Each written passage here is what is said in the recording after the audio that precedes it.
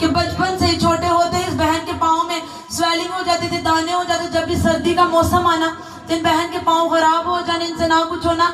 अब ये इतनी बड़ी हो चुकी है, लेकिन ये बचपन से जब ये छोटी थी तब से इनके पाँव ऐसे थे। जब सर्दी का मौसम आना तो इनके पाँव पे स्वेलिंग हो जानी, खारिश होनी, जिसकी वजह से इनसे ना कोई काम होना, ना कुछ किया जाना, जिसकी वजह से ना ये उठ पाती थी, ना ये बैठ पाती, सिर्फ लेटे रहना, क्योंकि इनके पाँव पर इनका वजन नहीं पड़ता था। पाँव पूरी तरह से खराब हो जाते थे। ये डॉक्टर्स के पास भी गई, डॉक्टर से चेक करवाया, डॉक्टर ने कहा कि आप इंजेक्शन लगवाएं, आप मेडिसिन ले, आप ठीक हो जाएंगे। लेकिन ये जाती थी डॉक्टर से इंजेक्शन लगवाना, मेडिसिन लेना, उसे खाना, वक्त ही आराम आ जाना। फिर जब इन बहन के इंजेक्शन का असर खत्म होना, फिर वैसे स्वेलिंग होना, फिर खारिश हो जाना, जिसकी वजह से ये बहुत तकलीफ में होती थी। घर का कोई काम नहीं किया जाता था इनसे।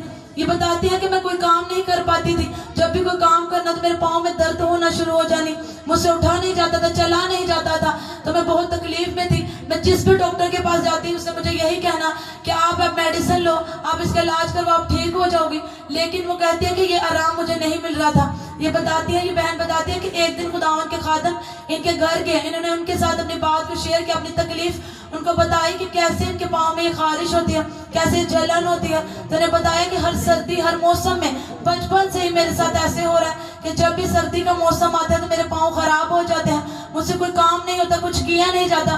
तो खुदावंद के खादम ने वर्ड दिए कि आप बिल्कुल ठीक हो जाओगी, आप हील हो जाओगी। और वो अनॉइंटिंग ऑयल उन्हें दिया कि आप इसे अप्लाई करो, अपने ऊपर लगाओ, और जब आप ये लगाओगे तो आप हील हो जाओगे।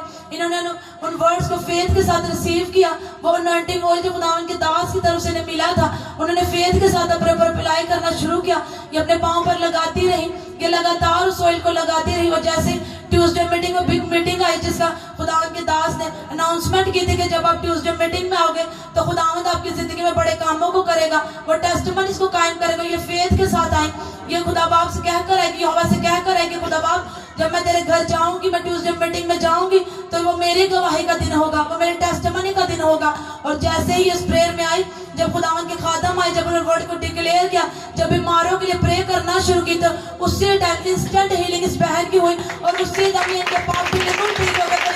जोरदार तारीफ करें। तो जो मसा जो ग्रेस इस जगह पर है, हीलिंग और डिलीवरेंस का मसा, उस मसा ने इस बहन की जिंदगी में काम किया, इन्हें छुआ, और ये मुकम्मल तौर पर इनके पाँव बिल्कुल हील हो चुके हैं। अब आप देखिए, ये बहन सॉक्स पहन कर आई है। पहले इनसे ना सॉक्स पहनी जाती थी, ना चला जाता था, लेकिन ये बहन आई है, इन्हें सॉक्स पहनी है। ये बताती है कि 2 वीक हो चुके हैं, ये बिल्कुल पूरी तरह से हील हो चुके हैं। खुदा ने कैसे इनकी जिंदगी में बड़े कामों के सब जोरदार तारीफ करेंगे। इस बहन की दूसरी गवाही को भी सुनेंगे। ये बहन दूसरी गवाही में अपनी बताती है कि जैसे ट्यूसडे मीटिंग, उस बिग मीटिंग में ये बहन आई, इनके पास पहले गैर जुबान का यहोवा ने बपतिस्मा हुआ था, वो गैर जुबान की नेमत इनके पास थी। लेकिन जब ये ट्यूसडे मीटिंग में आई, इन्हें खुदावंद के हुजूर में आकर लगन होकर मगन के साथ यहोवा की वर्शिप की, ये वर्शिप में मगन हो चुकी थी। और वर्शिप में यहोवा ने इनके गैर जुबान के लिफाज को बढ़ाया, और यहोवा ने इस नेमत को और बहाल किया, और चमकाया। खुदावंद ने जिंदगी में बड़े कामों के सब जोरदार तारीफ करेंगे कि यहोवा आपके बड़े कामों को करने वाला यहोवा।